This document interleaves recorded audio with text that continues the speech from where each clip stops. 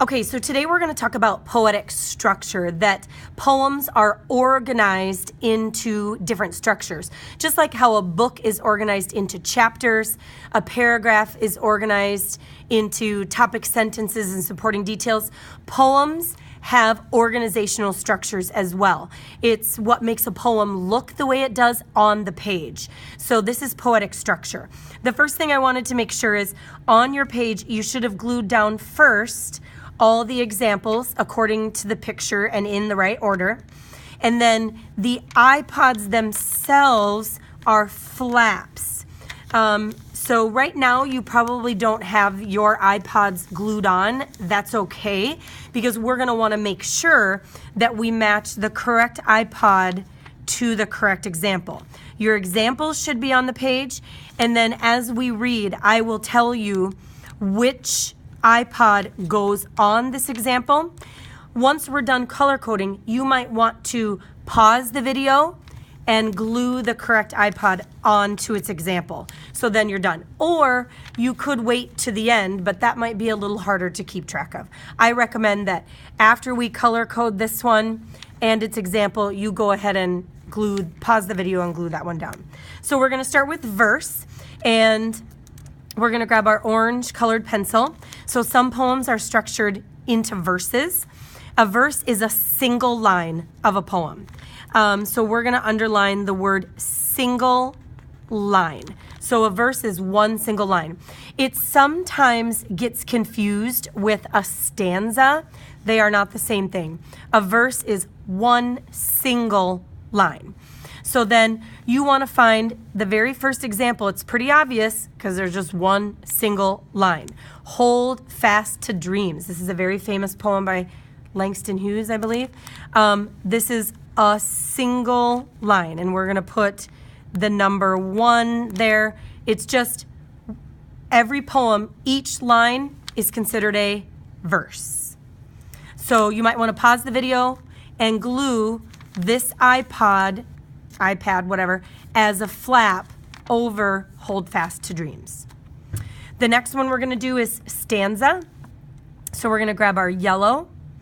Stanza is a grouped set of lines.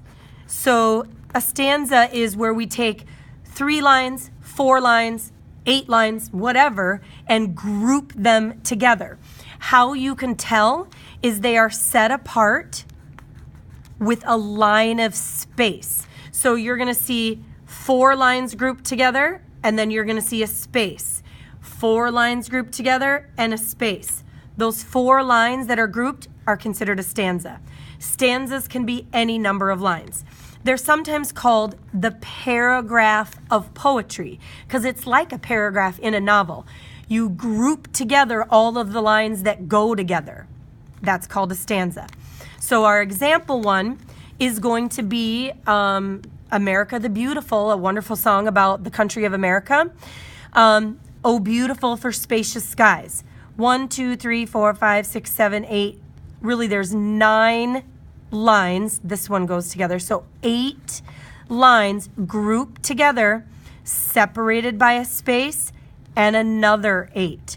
So what we're really going to do is we're just going to draw a line so it's separated. This is stanza 1. This is stanza 2.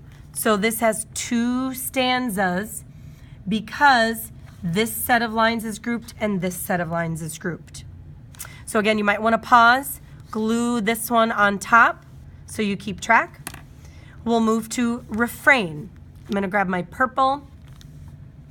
Refrain, you kind of think of it like a chorus of a song. This is phrases or lines of poetry that are repeated in the poem. So phrases or lines that are repeated. And think about your favorite song, how there's a section and then they say the chorus, and then they do another section and then they do the chorus again, and then they might do the chorus again at the end. In poetry, that's called a refrain. Anything that's repeated in the poem is considered a refrain, but it is like the chorus of a song. So we're going to lift it up, and our example is Robert Frost. The woods are lovely, dark, and deep. but I have promises to keep, and miles to go before I sleep, and miles to go before I sleep. This grouping here, this line and this line, they're identical and they are repeated. So we're going to underline those in purple. That is a refrain, and I'm going to write an R next to it. That's the refrain. It's a line that is repeated. So again, go ahead and pause, glue that down. We're going to go to our bottom three. We have a couplet, and in the word couplet, if you take off the T, you have the word couple, and most of us know couple is two. So two people, two things. So a couplet in poetry is a pair of two lines in a poem, and those two lines are going to have the same end rhyme. So it's only a couplet if the two lines that are put together have the same end rhyme. This is like the most popular thing in poetry, couplets. So we're going to lift it up. I think that I shall never see a poem as lovely as a tree. So we have two lines, and they both have the same end rhyme, see and tree. So these two lines are considered a couplet. So go ahead and glue that one down. Now we have quatrain. If you know your Spanish, uno, dos, tres, cuatro, 1, 2, 3, 4. So quatrain, think of cuatro in Spanish. This is a stanza or a poem that has 4 lines. Quatrain, think 4 or quattro. He gives his harness bells a shake to ask if there's some mistake. The only other sounds the sweep of easy wind and downy flake.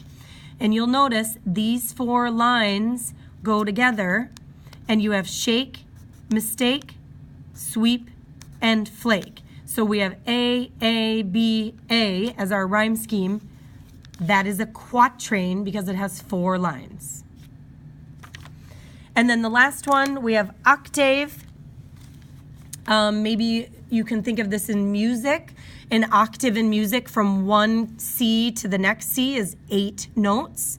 You can also think of octagon has 8 sides. So in poetry, an octave is a stanza or a poem that contains 8 lines.